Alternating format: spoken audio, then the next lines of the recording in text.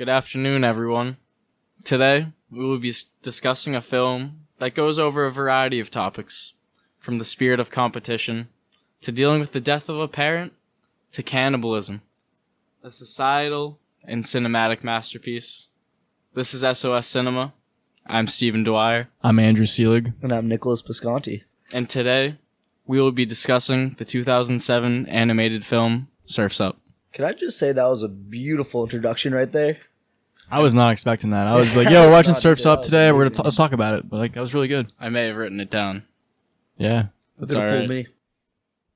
So yeah, I had to prepare for this one because this movie does hold a special place in my heart. We were talking about it earlier. You guys don't remember if you saw it in theaters. I am almost 100% positive that I saw it in theaters, and I was like, damn, that was a good ass movie. Yeah, when you suggested it, I kind of thought it'd be some like kind of a stupid, like silly, like children's movie, but it was really well made and honestly, like really enjoyable. And I think it kind of ages well for like adults too. It's like a really funny film, I thought. Yeah, I 100% thought it was going to be like a Happy Foot type movie, Happy Feet. Yeah, I was blown away too. It was my first time ever watching it and did not expect what I saw on screen there. Yeah, it actually came out like I think it did come out after Happy Feet came out. So like, you release a Penguin movie 2 years after another very big Penguin movie. You might not get the most success, and the movie like box office wise didn't really succeed that well. But like over time, I think it stands well. Happy Feet's pretty good, but like Surf's Up, I think stands the time as like the best Penguin movie of that age. But yeah, it came out in 2007, so I was 6 years old. You guys were 8. Well, Nick, you might have been 6. Yeah, I think I was 6 too. Wait, I actually forgot. It came out June 8th, 2007. Oh, so I would have been... You would have been I've 6. been 6, yeah. We're recording this on June 7th, 2021. Oh, so come on. almost a crazy. full 14 years later. That's crazy. Also, I will say, interesting enough, March of the Penguins came out in 2005, so like... Yep, that was another one. Early 2000s seems to be like heavily Penguin focused. It's weird how movies kind of come in pairs. Like remember Ants and Bug's Life? Yeah, They true. came out together. So there's always a copycat. Breakfast Club, St. Elmo's Fire. Nah, that was the same. Yeah, I know what you're saying. Yeah, facts. There was another one that came out pretty recently. I forget what it was. I don't even know what the name of the other movie, but like right after Paul Blart Mall Cop, they released like somebody else made like the same movie, Okay. and it absolutely bombed because like I can see that because Paul Blart Mall Cop wasn't too great in itself. Nah. So, could see the wannabe one also kind of flopping. it was funny when we were kids though. Oh, yeah. Paul Blart Mall Cop. Hit different for sure. Yeah, people are not too creative when they pick up movies like they came up with Surf's Up 2 that came out 10 years later. I haven't seen it, but I feel like this movie. I haven't watched it either. I feel like this movie was like a good masterpiece on its own, and like obviously Hollywood has to make a second one. Try to get money grab. exactly. This was actually Sony's only second film ever as like a film studio. No way. They started production of Surf's Up in 2002, and I'm only guessing, but I would imagine that their first film was the Sam Raimi Spider-Man, like with Tobey Maguire, because that came out in 2001. Oh, And so that was that's their Sony. first? So yeah, I mean, right after Spider-Man, you got Surf's Up, like Sony. Pretty good debut. That's creating If two you're bangers asking back me. to back. Oh wait, so no. There you go. Well, I was just gonna say, I think I want to, the first part we're gonna talk about, I want to get into the format of the film. Okay. What you guys think about it? I thought it was sick. I was gonna say I loved how it was like a very like 30 for 30 kind of parody vibe. Like I like how when they were explaining the origins of surfing, they showed like it looked like realistic footage. Like it was like Yeah. very historical. I feel like I was Yeah. actually watching a documentary. I actually paused the movie at the start just to check to see if it was like an animated version of like a true like surfing story in real life. Like literally they like did the mockumentary type movie so well. Yeah, penguins, they surf, right? Oh yeah. Is that what you they thought? can't Is that lie. what you think? Well, no, I thought like the Cody character, I thought like maybe definitely could be like related off like some real surfer true. in Hawaii or something. So I was like, let me just check real quick, see if I don't know, they did some funky thing where they want to animate like a real life documentary. I do feel like penguins, they kind of do play in the water a lot. Like maybe they do surf every once in a while Yeah, too. I was they definitely body surf, but like I was gonna ask you guys, do you think like give it maybe a week or two, like penguins live in the water, you know, they know the waves. Like if we tried to teach a penguin how to surf, do you think they could do it? I don't think so. I feel like Like on a I feel like real birds surfboard. are so instinctual that like I mean I'm sure like a chimpanzee or like a maybe a dolphin even. A dolphin like can't use a Dolphins surfboard. surf all the Right. time. Yeah. But again, they can't. But get I on think the board. penguins they don't like learn behavior like that. I think if Maybe. a penguin didn't have like a pea-sized brain, then it might be able to. But like, I think just like the fact that it's literally the size of a pea Yeah. might. Don't knock penguins. Penguins will fuck you up. Yeah, that's true. I mean, they are like the emperor penguin is like 6 feet tall, so I really should watch what I say. Yeah. If I ever catch myself in Antarctica, I might get swung on. I loved how this movie like Anthropomorphically. That's a big word. Anthropomorphized. That's a big word. Yes. Yeah. But I loved how they made these animals like people. Like they had Shiverpool, like it was like the Beatles where they came from Liverpool. Yep. And they had him working on like the docks where it's like he was like a fish like market where they just like picking up fish off the in the ocean. You know who my favorite characters in this movie are? The 3 old penguins that they're just like, they're like really old, like stereotypical like Jewish men, and they're just sitting there talking. He's like, oh, the Cody Maverick kid. Yeah, he's down there. He surfs. And like they're asking them questions. He's like, you know, you're standing on thin ice, and they Oh, he just just falls they all right fall through. through the ice periodically. Yep. That was pretty gas. But yeah, with the mockumentary stuff, like it's really sick, and the way they like even animated it to look like it's a person like filming it. I was looking it up, and like they captured like real like camera operators like physical moves to like get that down in That's the cool. animation. Yeah, like the camera like shook a little bit. Also Yeah. like ending of scenes like, all right, come on guys, like they're like talking to the cameraman. Yeah, how the cameraman like as if talked there were the whole people. time. It's kind of like The Office almost. There's Yeah. one part where when Chicken Joe's walking through the jungle, and like the first time like the penguins come out and find him, and they shoot like the darts at him, and they hit the filmmaker.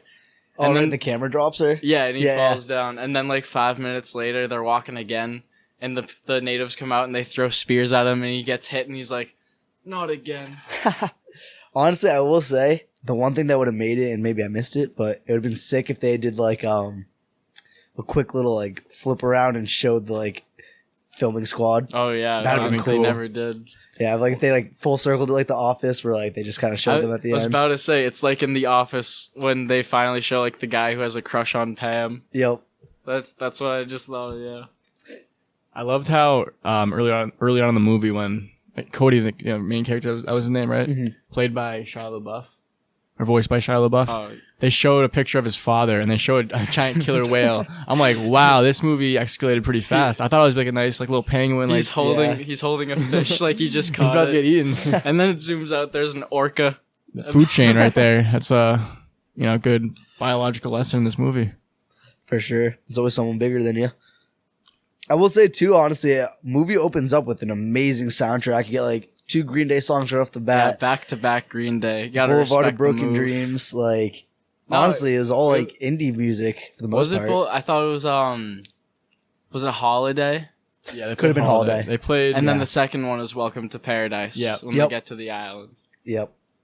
Yeah, quickly I just wanted to touch on that. I will say, the way they filmed it, or not filmed it because it's like all CGI, or before CGI, it was all animation. Yeah. But just that style, I don't know. Like, not that it seemed real, but like the filming style, like was like almost Yeah. it did kind of like it's so It relatable, and all the characters in the movie were so relatable. Like even though they were penguins, it was like I felt like I want to like anthropomorphize myself and go like move into the Surf's Up world. And You like know? 2007, that was some good looking animation. Yeah, solid because it holds up still. I mean, for it being my first time watching that movie, for me to have liked it that much, I mean, just shows like the animation quality is amazing. And also, I will say, I think that kind of speaks to like early movies. Like, for the most part, I would say newer animated films, like they all have the same message, kind of, and they all follow like the same story arcs. like follow your dreams kind of stuff. And this was like really different where like they just decided to go with some like totally like Still following his dreams, but like yeah. it was like a crazy concept though. Like I don't think I've seen like an animation like that before. Yeah, and he like followed his dreams, but like in like a different way. Like, he found a figured different out the dream. me- and that's what really I love so much about this movie is that like the essence of it is literally just fun. Yeah. He learned, he's like Shia LaBeouf does such a great job of playing this like young and hungry, like a lot of times naive and like closed-minded, but he just has this fire to like be the best at surfing. This is what he wants to do, is what he was born to do. He needs to be the best. But then like throughout the movie, like he learns that like it's just about like going out there and having a good time, not so much about who wins and who loses. Just like enjoying the present too. Yeah, and, like just like making friends and just enjoying the day, riding waves. Exactly, hanging out with your friends in the water makes me want to surf. Definitely. I think it's also funny too. They kind of like not made fun of, but like did their own like spin on ESPN, where it was Spin. Yeah.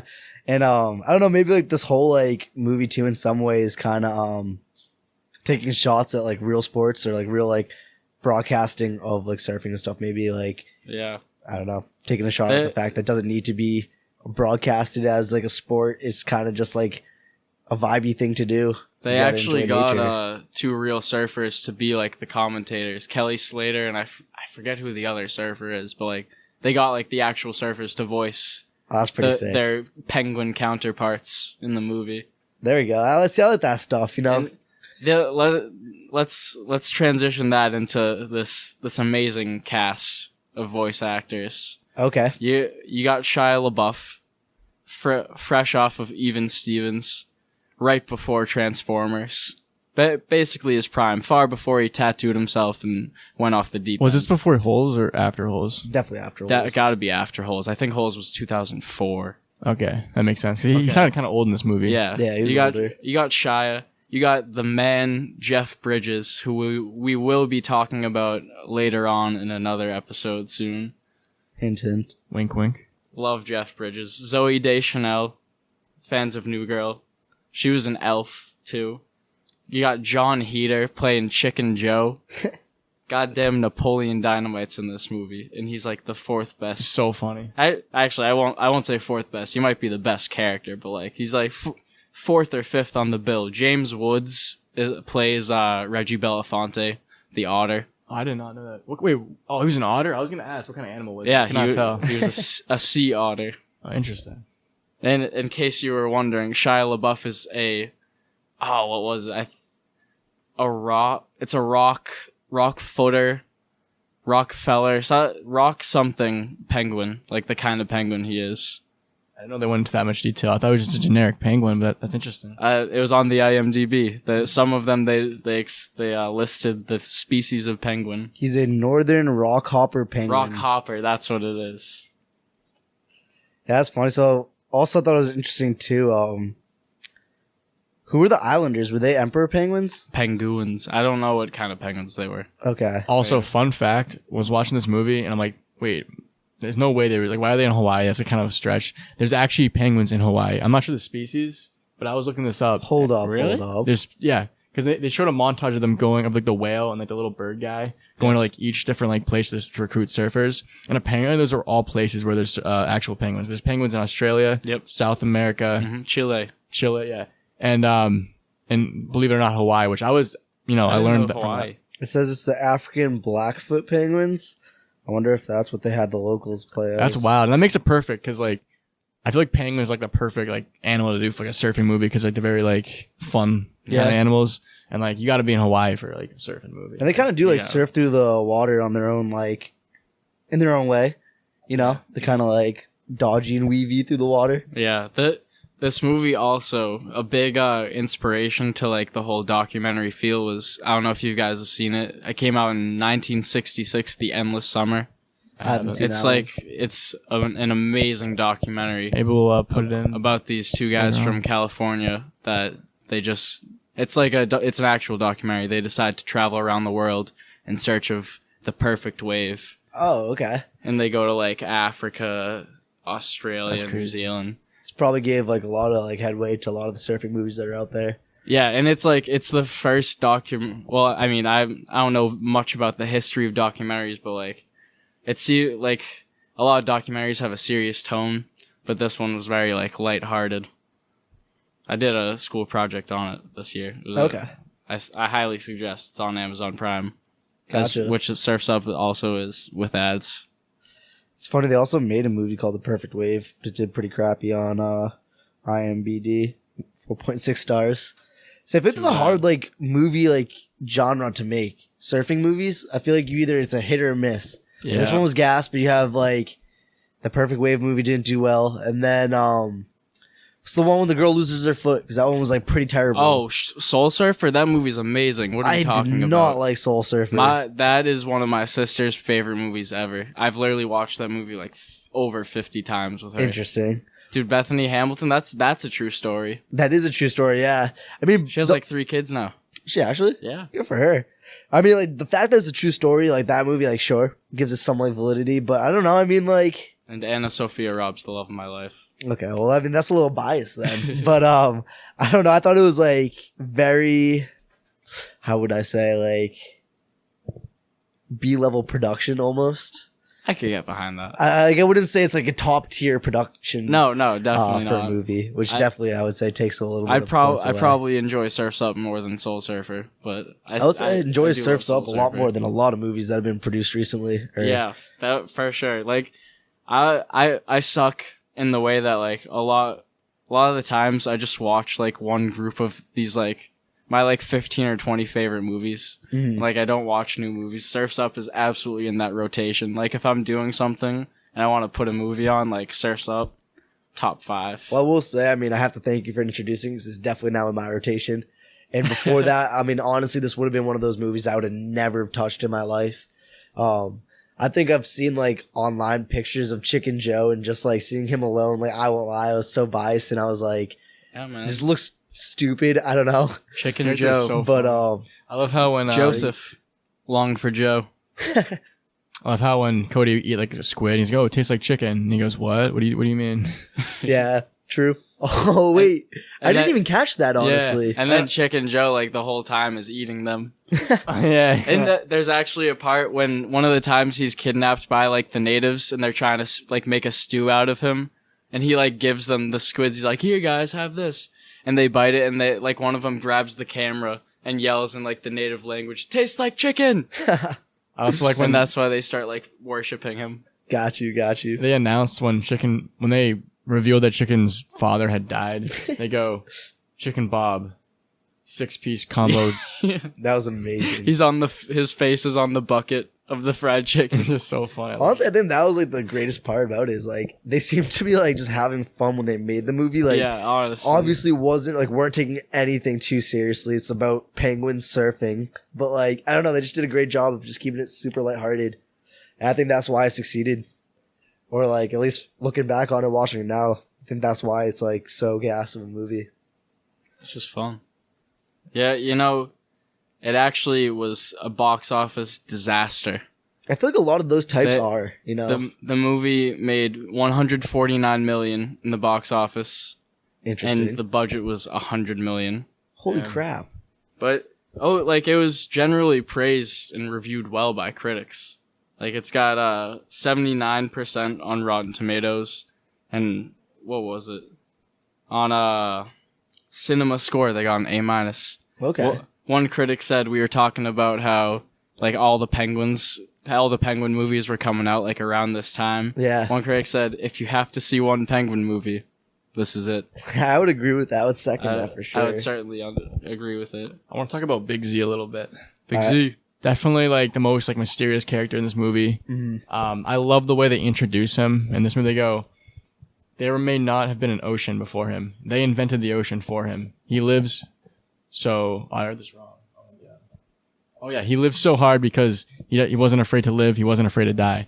Like he was the sickest character, and then like everyone thought he died, and like I just love how like, they kind of introduced him and that, and Yeah, he's a legend. he's a legend. I also think it's kind of cool if we're gonna get deep for a little bit. Like, you have this person who's like, he wasn't afraid to die, so like he made the most of his life, right? And then we find out that he kind of like faked his own death. I mean, we can like point that to our own reality and kind of maybe they're taking like or pointing out the fact that like maybe the people that we look up to like struggle sometimes too, might not realize it. It's kind of similar to Tupac and Steve Jobs. Yeah, They faked their death. fake their death. I mean, hey, I've seen Tupac at the I was on vacation actually. Oh, somewhere. really? That's I forget really where cool. I was, but They should buy me a drink. It was pretty sick. That's awesome. He was yeah. telling me about it. That's He was like, I just skipped town for a little bit.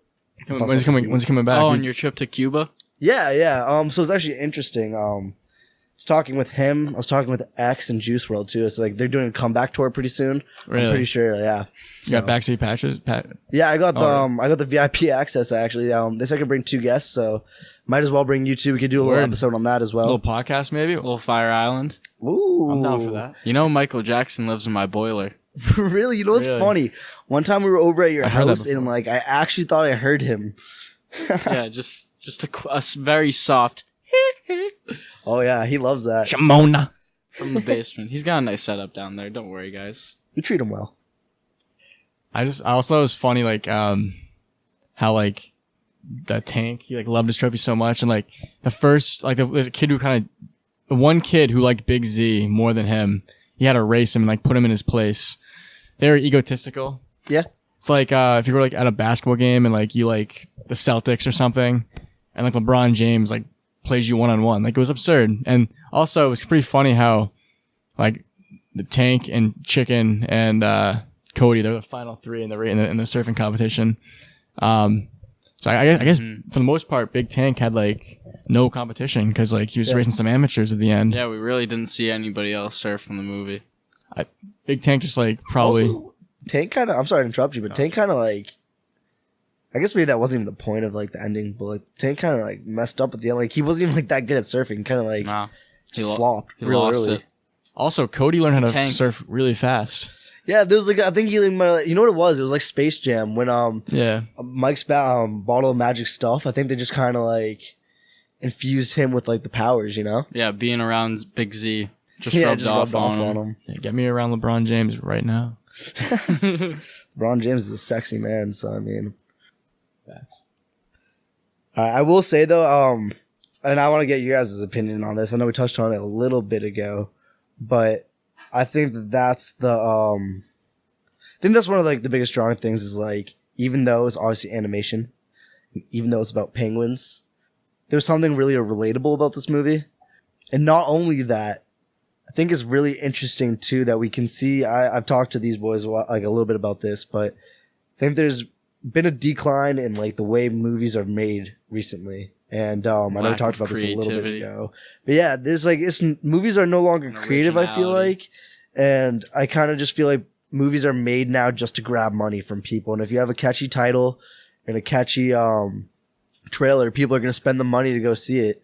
And I feel like in the past, when this movie came out and movies not like it, but movies produced during this time as well, I feel like it was less about getting money maybe. And I mean, obviously that's a big factor, but I feel like maybe that wasn't the biggest factor for making this movie. And I think that was something with the times too, where it wasn't really necessarily about making money, but it was about making creative content. I think that's definitely changed. Well, didn't Steve mention earlier that like it was Sony's like second movie? Mm-hmm. Yeah. So like they probably were like, and they were new, like, all right, let's make some like good films. And now like the big studios, like we don't even need to make big films anymore. Well, that's good the thing. films. They're because already solidified. They've Yeah. already made their fortune. So it's like they can just like keep producing like crappy people are films. gonna see them no matter what. Yeah, it doesn't matter because like who else is gonna make a movie? Like, and I think honestly, so if we go back to last week where we watched, or last episode, sorry, where we watched Hereditary, which is an A24 production. I think That's a great company. that's exactly. I think that's the new thing where like now you have to really look for those not smaller production companies, but like look for those like diamonds in the rough. Where you're no longer going to get really that great of a substance-filled movie from somewhere like Universal or Sony even now because they've been around for so long. But like a studio such as A24 where... Bastards trying to take Spider-Man away from us. Yeah, it's like, I don't know. I think it takes certain like companies to stick to the morals of creativity rather than falling into that hole of let's make money, you know? SOS Cinema. Sorry, real quick. SOS Cinema, the only podcast where we can talk about corporate greed and penguins in the same episode. Keep on watching. Anyway, so yeah, it's kind of similar to how like you want movies to have like a single director too. Like Star Wars with like who was his name? What was his name? John Favreau. Lucas. George Lucas. Like that was a creative film. It was like his world, his imagination. And then like now it's J.J. Abrams, but it's also a corporate like. That was John Favreau now. Oh, is it? I think so. J.J. Abrams did the The first of the new trilogy, and I think the last one didn't. Okay. Well, I know that Jon Favreau did The Mandalorian. He could be doing the Disney Plus TV show. What I'm saying is, like, it's not like just one guy's vision anymore. It's all like this corporate, like, everyone's kind of had these inputs. They probably have, like, Disney. Yeah, it's not some guy's creativity about a story that he, like, believes in. It's just like a bunch of people throwing together something that, like, they think will make money now. It's not like it's no one's, like, vision anymore. And it's honestly kind of sad too, because I feel like a lot of screenwriters who might be taking off in the industry or starting off that might not have as big of a pull or like clout around them. I feel like oftentimes if they have great scripts, their scripts will just get bought by these huge companies because they get like a flashy check, and you're gonna be like, yeah, I'm like, who is gonna take a check for like a ton of money and the hopes of seeing your screenplay being put up on the screen?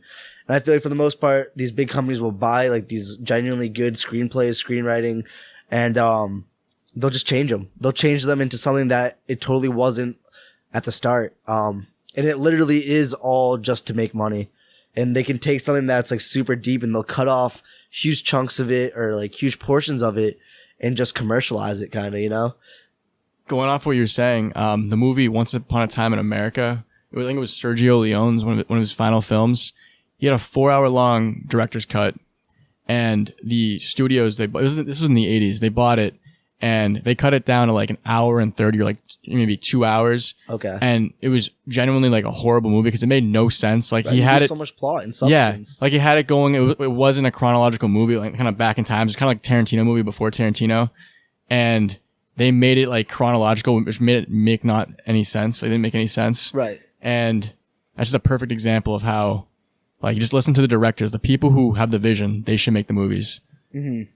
And it's also interesting too. Like, I don't know if they have that much to say, but especially nowadays too, I feel like if you look at the producers as well, there's like 18 different producers for every movie.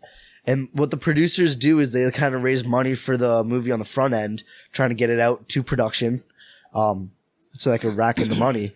And I feel like when you have like that many producers, like you have that many like cooks in the kitchen, you know, you have that many voices. And I know that the director has like the final say, final cut, but I mean, like, that's also a lot of like voices chirping in your ear too, being like, I have money invested in this. And you can 100%, these directors are definitely like facing the stress and burden of investors on the side being like, when is this movie going to be produced? When's it coming out? Cause like they sink like millions of dollars into it. And I think that's like the biggest issue too, is like so many people want to be a part of the big money. So they're willing to invest, but no one who invests is willing to wait the time for something good to actually be produced. And they'd rather some crappy movie be turned out quickly rather than maybe not even losing money. Cause if it's a great movie, you're going to be making money in the long run, but I guess losing money for a little bit to wait for a better production to be made, or putting even more money on top of what you've already like started with to get it the extra mile of where it needs to go. And yeah, I mean, like we've been saying now, I just feel like it's like, I don't know, if you invest like $2 million into it and someone's like, I need like 4 more like million. I know that's a lot, but like if you're already investing $2 million, you probably don't need to worry about money in that respect. And they're like, instead of being like thinking about it, being like, let's like work ways to get towards that goal. It's like, no, work with what you got and just get it produced. And I think that's where a lot of these movies fall off. Yeah, definitely some artistic compensation at the top these days with all that, like you say, people pushing for movies to get put out before they can really think about what it would actually make like a good movie. Kind of a different medium, but the video game Cyberpunk 2077, like that movie was like really hyped up, and it was not at all ready to be completed. Right. I mean, to be released, and the investors like, we got to get it out. We need to make the money. And because they did that, it completely flopped. I mean, I don't know like the actual numbers or anything, but I mean, I know that for a fact it had a lot of hype, like you're saying, and no like friends that I know of that have the game or like bought it when it like first came out still play it. And that just shows the difference. Like the GTA series from Rockstar, like they give their games as much time as they need, and like the fans are angry about it, but when they get the game, they love it. And that's the same thing how it should be for movies. Like they should just let the directors have all the resources they need and all the time and all the creativity, like creative, the strings to pull. Right. And then that's how you can make a great movie. And I feel like Surf's Up was so great because it was, I mean, I'm assuming. They started production in 2002 and the movie came out in 2007. Yeah, see, I feel like no movie like 5 whole years. I feel like no movie really takes 5 years to be made anymore. So maybe like 2-3 years tops. I bet some do. But also to that I don't know point, too much about the industry, but fair. Yeah, I mean, yeah, I'm also talking as an outsider. Yeah, it takes a lot of planning to make a movie. Definitely. And I won't knock that either. But I will say, going back to my previous rant about there not being that many good or great produced movies, Especially recently. kids movies. Exactly. They haven't especially came kids out movies. with anything new for kids movies in the past. But But Toy genuinely, Story 5, right? No, they made 4. Yeah, Indiana Jones 5 coming out like 2022. I'm pretty sure. Really? Yeah. really. It's just in the works. I don't think it's actually gonna happen. Is Harrison Okay. Ford gonna be in it? Yeah, but He's he's like Croak, 80. isn't he? I will. So old. I will say. I mean, Pixar's just been kind of getting deeper and deeper, but like Coco is one of the best. Coco is kids movies I've freaking ever amazing. seen. I love that movie. That's an incredible. It brings movie. tears But to my eyes when I watch that. That's what's so cool about Surf's Up is like it wasn't even connected to like Disney. It's not DreamWorks, so like not Nickelodeon either. It was just kind of like its own thing. It was his own entity, yeah. It was just a sick movie that nobody even remembers. Although I hope a lot of people from our generation remember Surf's Up. I haven't polled, but like if you're ever at a party with me, like don't bring up Surf's Up because I'm that kid. I'm at a party with 50 people. I want to sit and talk to you about Surf's Up, and I will for at least an hour. Hell yeah. PSA for anyone listening.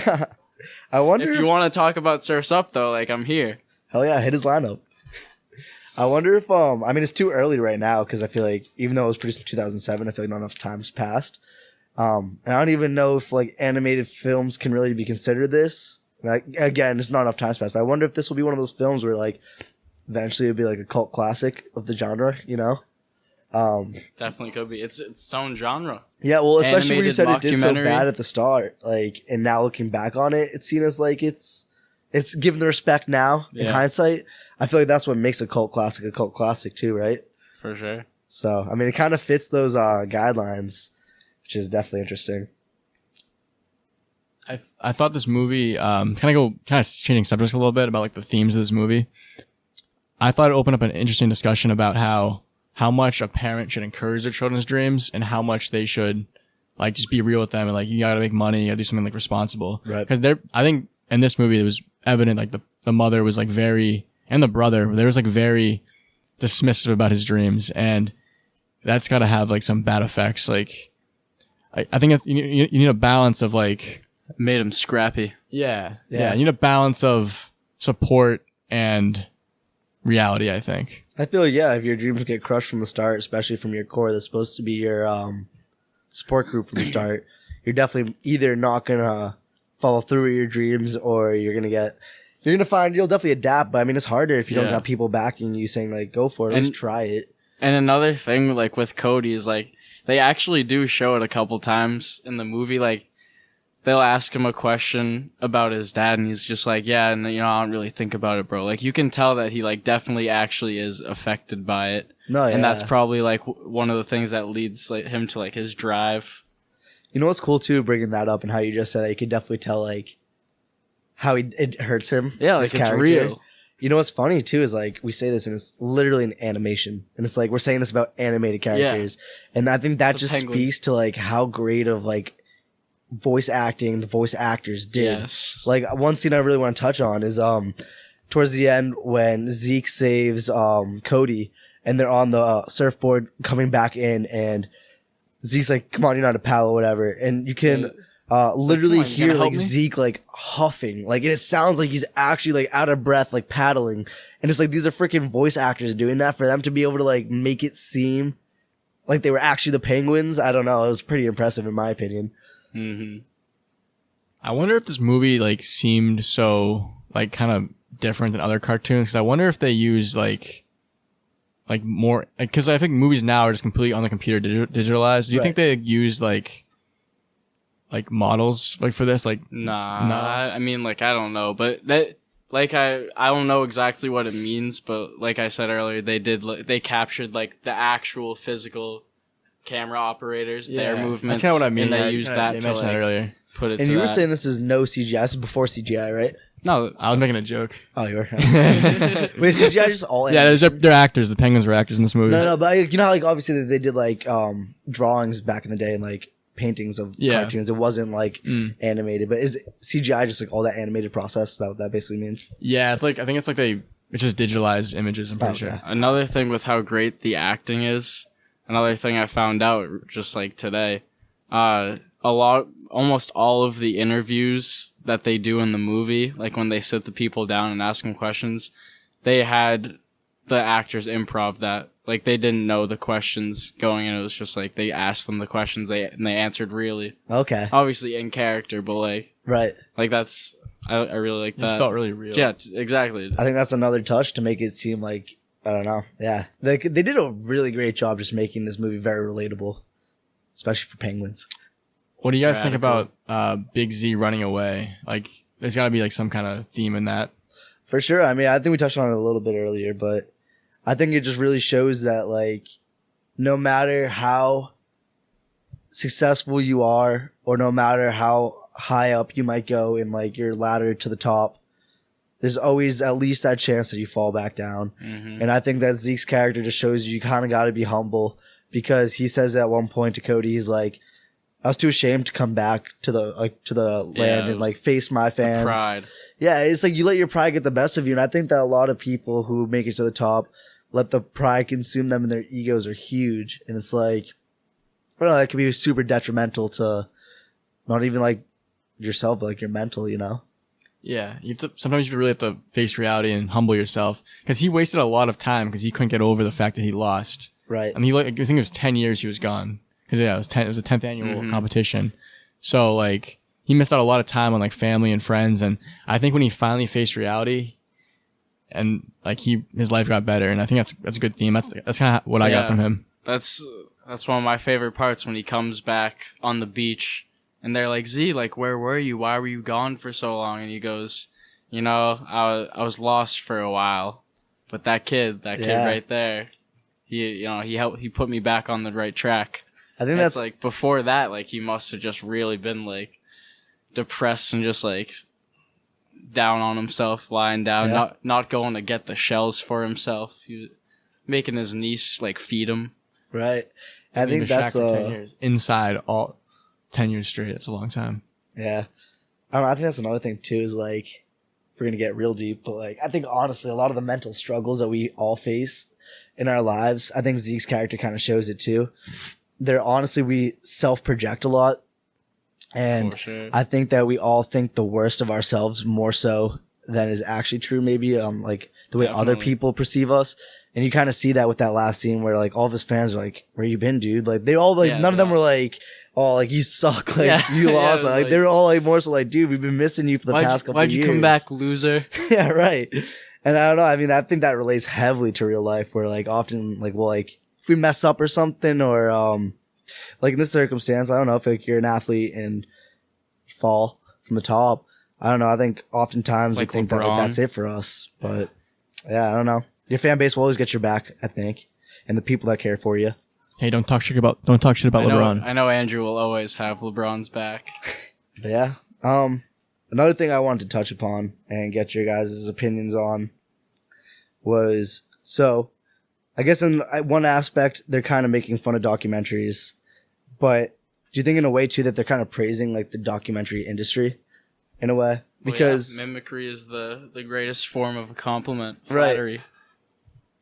Definitely. I don't know. I mean, it's interesting too because in a way I think it's like a lot better than most documentaries they really do it justice. It's kind of crazy. It's a great documentary. Even though all right, let me hit y'all. What was your favorite scenes of the movie? Okay. I think I got two. Okay. Mine is either when Cody and Z find the log and they build the board, and then he trains them. Mm-hmm. And like he's like, what are you doing, like trying to go on the wire? He's like, nah, you gotta start having fun before you do this shit. Right. And like they're just doing all this stupid stuff. Like he like makes the sand wave and he's got the toy. He's like, it's kind of like wax on, wax off. He's doing it, and then he gives it to Cody. He's like, all right, your turn. And Cody's like, what? And then he does. He's like, oh yeah. And then Big Z's like, no joy, man, no joy, fail.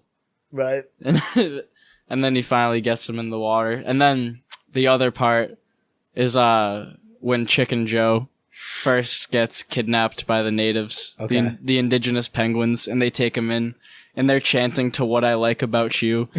And they're just like throwing the vegetables into the stew, and they're just like, let's go, we're eating good tonight. Hell yeah. And he befriends them because he's Chicken Joe, Facts. aka Napoleon Dynamite. He's awesome.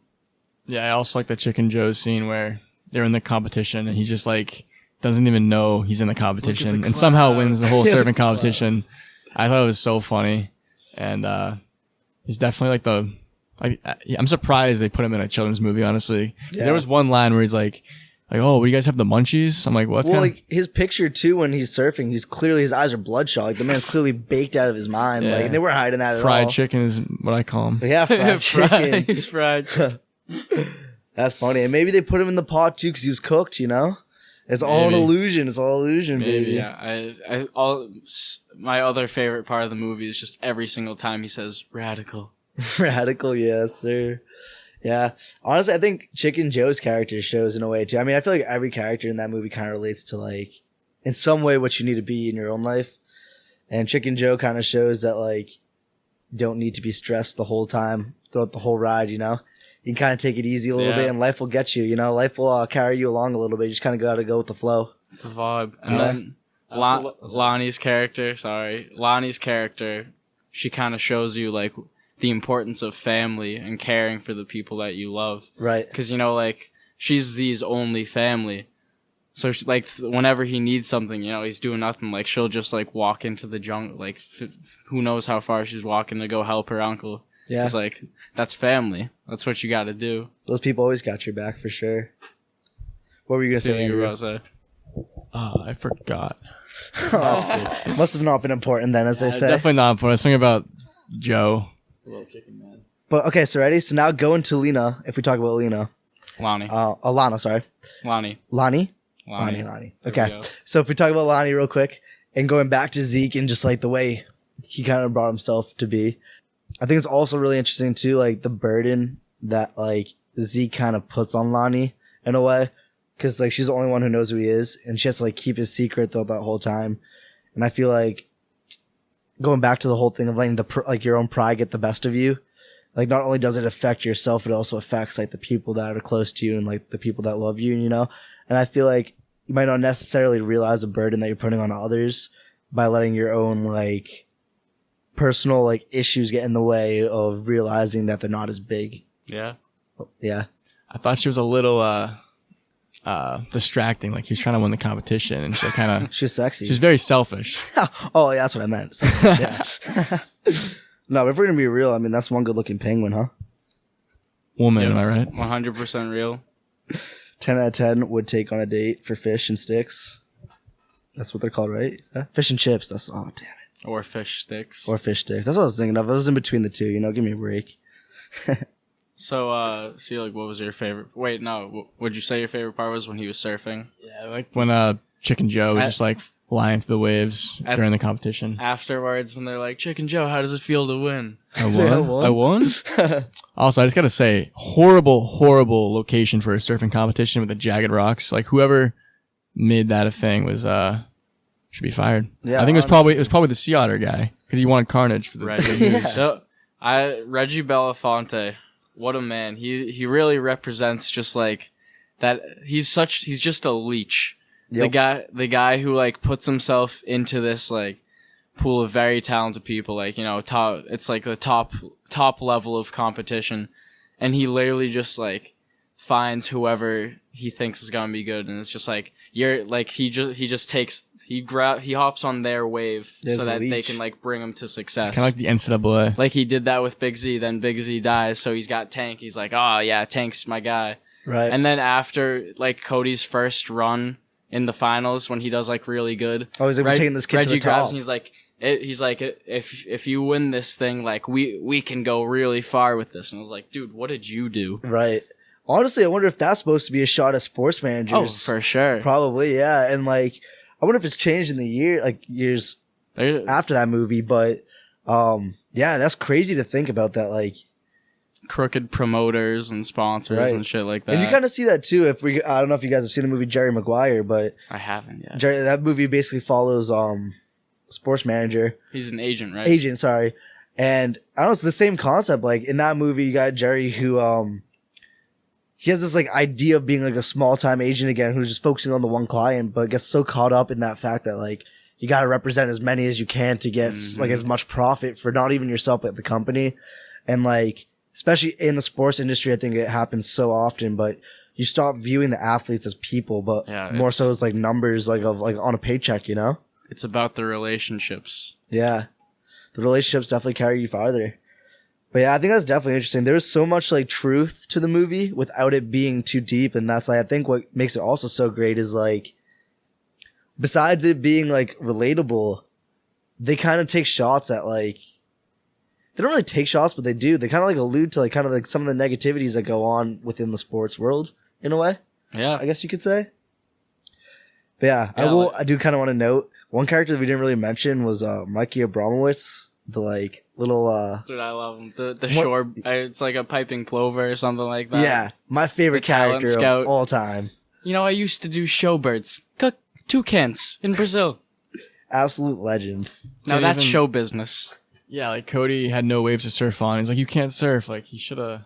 The whale could have made the wave for him to surf on in the beginning of the movie when he was doing the tryout. Right. Like, you can't just make waves happen. How do you surf with no waves? Yeah, poor Mikey. He was under a lot of stress. I don't think he cared. I think he was just well, no, especially at that point. He didn't do what he loved. Yeah. That's another lesson in this movie. Do what you love. With like the whole Mikey like going to Shiverpool on the whale. So like, how did they filmed the interviews of Cody like before the whale got there? Right. Yeah. So how did he not know like what was going on? Like, shouldn't like were they just like, hey, we're here to film a documentary? Because like, he knew Big Z. I think he probably thought it was a Big Z documentary. Oh, true. They could have just been like, hey, like we're making a film, we're making a surf documentary. Also, does anyone here surf? Cody is pretty ballsy for getting on the back of a whale after what happened to his father. Also, I will. Yeah, that's true. And it wasn't. It was a blue different whale. whale. Yeah. But I will say too, that's like also kind of an allusion to real life too, where like Cody had to make it for himself. Go after it. Yeah, because like if you mess up once, especially in like the competitiveness of not even sports, but just like the world itself, get right back on your horse. Yeah, and if you don't, you'll get trampled over because there's so many people that are trying to do what like everyone is trying to do. Exactly. Honestly. Like there's no more like there is, and I feel like it's so hard to be like that creative mind that comes up with something new. So for the most part, everyone's trying to go after the same goal. Yeah, no one's gonna make it happen for you. You gotta make it happen for yourself. Exactly. Which I think is a huge lesson to be learned.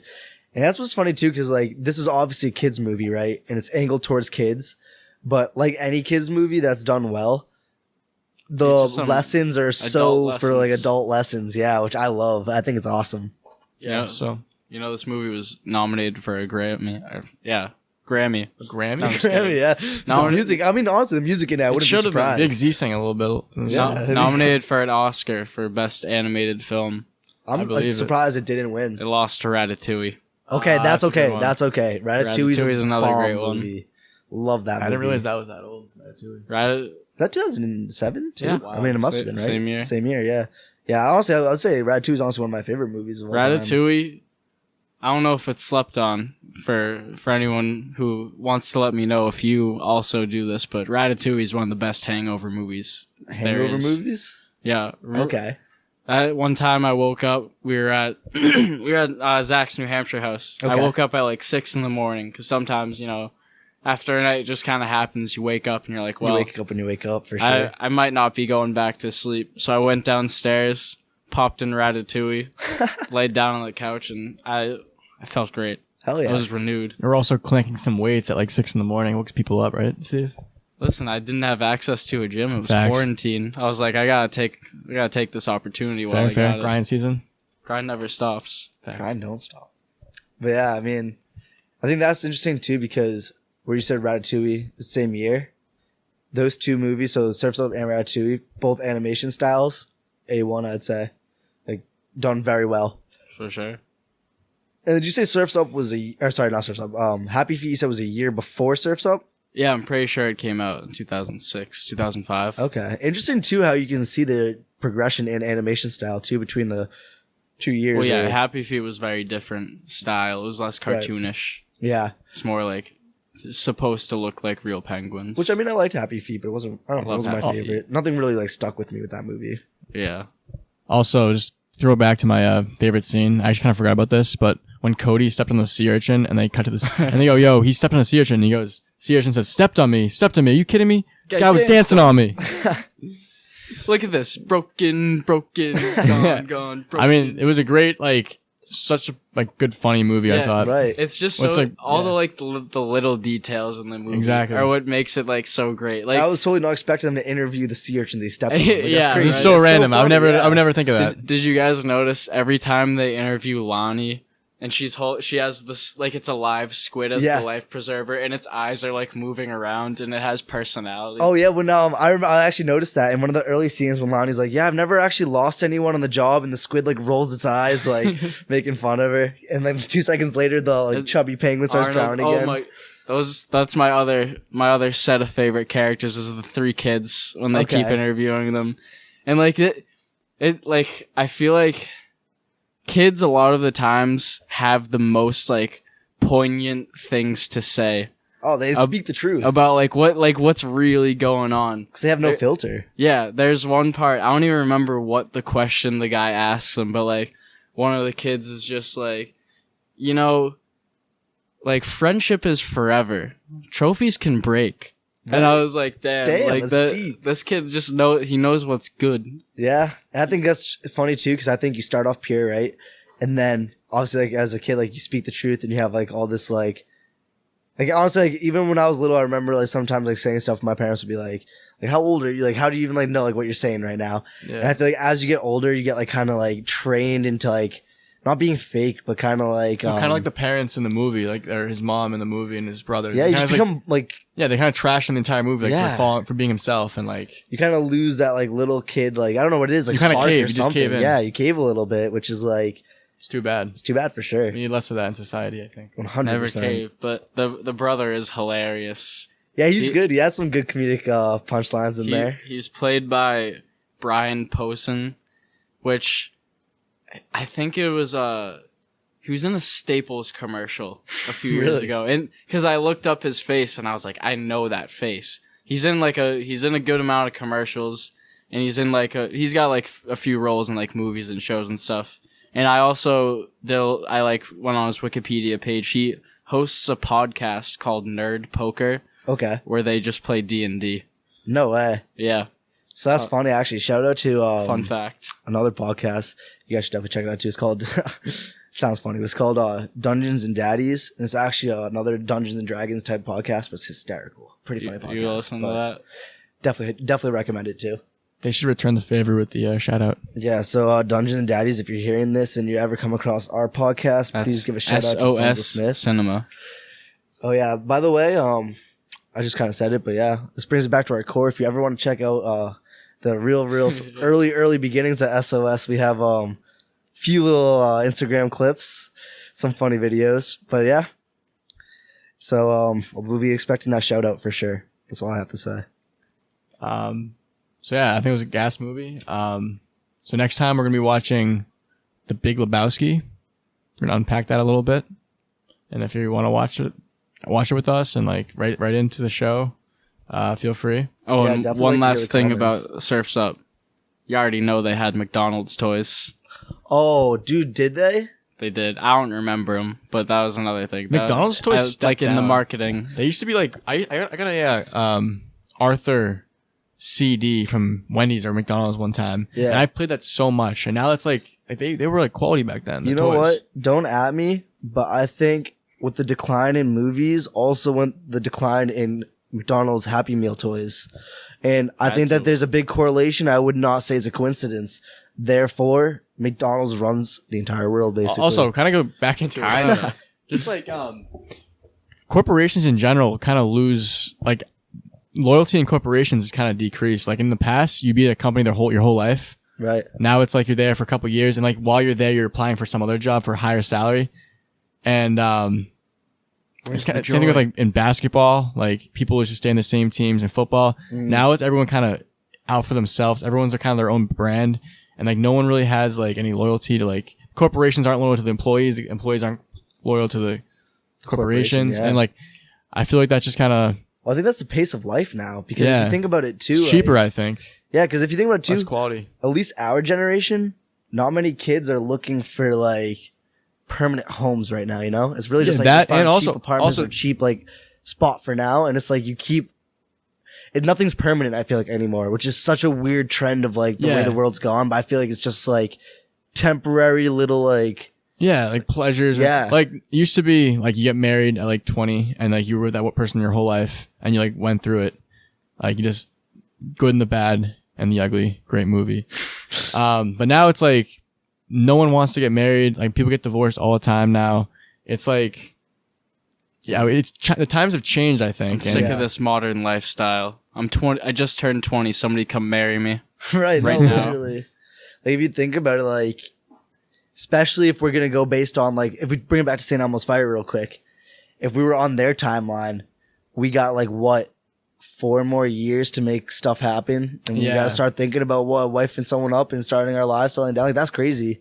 It's funny how like that's also not really a thing of today. Like yeah, you still got that a little bit that goes on maybe with some people, but more so people are thinking like way long term, like 28 maybe. I don't know. Like think about starting Yeah, to but settle down. I feel like a lot of people, just in general, they're not like in the long term stuff. They're kind of just like, No, yeah. it's kind of wild. What was your guys' favorite song in the movie? Oof. Hold on. Okay, so if we're gonna do this, I gotta quickly run through them again because I don't also want to say the wrong Holiday, name. the opening It song. was a fire soundtrack. Very good. All right, hold up. Give me 1 second. Wait, hold on. They have do they have a Pearl Jam song? You can't really go wrong with that. Some Incubus. They do have some Incubus. Drive. I That's love a that good song. It's a great song. Um, That's when he's making the surfboard overnight. Yeah. Do they have wooden surfboards? Is that Yeah. a thing? Yeah, Really? all right, that was the original surfboards were wood. Interesting. that makes sense. I mean, what are they made out of now? Plexiglass, Fiberglass. fiberglass. Yeah, Cheap ones are foam. really I don't know. I thought they were. Well, yeah. fair. Boogie boards. Mine's probably the song they play at the end, the new by the New Radicals. You get what you give. Okay, Good song. That's a classic. why am I like into Yesterday by Sugar Ray? Is that one pretty gas? Because I feel like that one was a pretty gas one. It was. Maybe my favorite. I don't know, either that or one of the Green Day songs, honestly.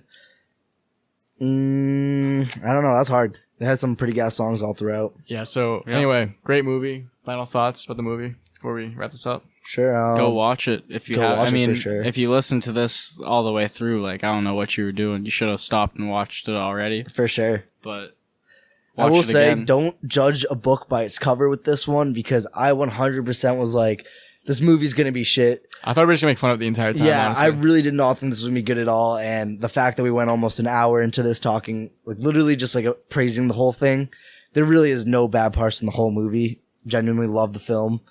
I'd say for an animation, it's up there. I give it like 9 out of 10.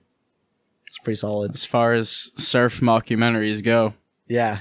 might be number one. It honestly is just like a freaking cool ass Might be the only one in the genre, but still. I think so. It's very I- unique. Yeah. Not gonna give it a Exactly. number, but it was really That's good. that's the testament to it. It's the only member of its genre. It was so If you good they get couldn't even specific try to enough, make another one. And when they did try with the Surf's Up 2, It's probably ass. probably flopped. So sos.cinema.sos@gmail.com if you want to email us. We might read it on the podcast if it's a good email. If Please you want to email. send us hate mail, Please send us some hate mail. Just blow us up. I kind of want to read some funny stuff. You'll make our day for sure. Please do that. Also, if you want to suggest a movie, we would love suggestions. Yeah, Yeah. try to make them, not to tell you guys what to do, but try to make them like obscure movies that maybe we haven't even heard of yet. But yeah, that'd be definitely. awesome. We would love that. So So yeah, thanks Yeah, guys. thank you for watching. peace. Check out SOS Cinema on all podcasting platforms for access to all episodes.